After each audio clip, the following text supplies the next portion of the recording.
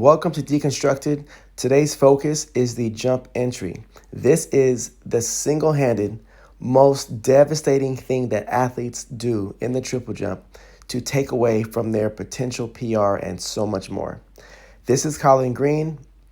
If I were to play this video, you would see that he put together a pretty good jump from short approach, able to get a good step phase and carry this jump all the way through.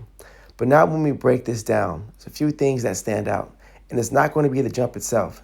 It's going to be the entry. As he comes in, I want you to notice that he is a right foot jumper. The right foot right now is going heel to butt. A position shown here where he has his shin vertical and his knee right above his ankle. He steps down from there.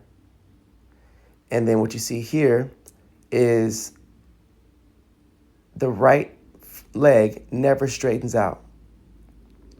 But you notice here that leg locks all the way out, meaning he's getting his full push on the ground. So he's running still here, contact with his right. The foot never extends all the way. What does that mean? It means that he's slowing down. Now, to add to that slowing down position, he is stepping down with his left. The right foot now isn't in the same position it was earlier. It's more of a lower heel recovery. So before, the heel tuck was all the way up to his butt. Now his heel tuck is only halfway.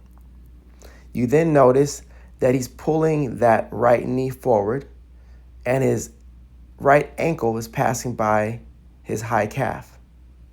When previously, the right ankle passed by the left knee.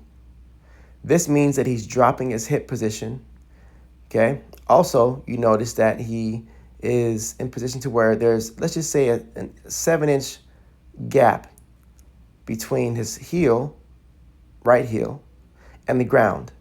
This is what I call the hammer position. This means it's the overall distance that you're away from the ground that allows you to kind of build up momentum. Kind of like if you had a 1-inch punch someone, you're not going to have as much power to create and generate if you don't wind up, right? Or you know what I'm trying to say. Okay, so with that being said, the low heel tuck, he's pulling that leg forward, and now what he's doing is he's here in his position. Now he's only about 3 to 4 inches away from the ground. So now he's only able to attack the ground from a shorter distance. Also, he's traveling forward into the ground versus before he was attacking down. This downward position is keeping him in running position. He's up tall. Then here, he's braking with the previous step here, braking, flicking down, and then to the ground.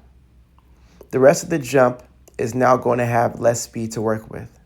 What this means is, let's say he's running at, let's just say 15 miles per hour. Then it drops down to 13 to 12, and now his jump starts at that. Another thing that's also going to be important to talk about is going to be here his hips were right in alignment, good stack position. Here his hips aren't. He's behind. What that means is he's not going to end up going too high on his jump. That's a whole nother video, a whole nother thing.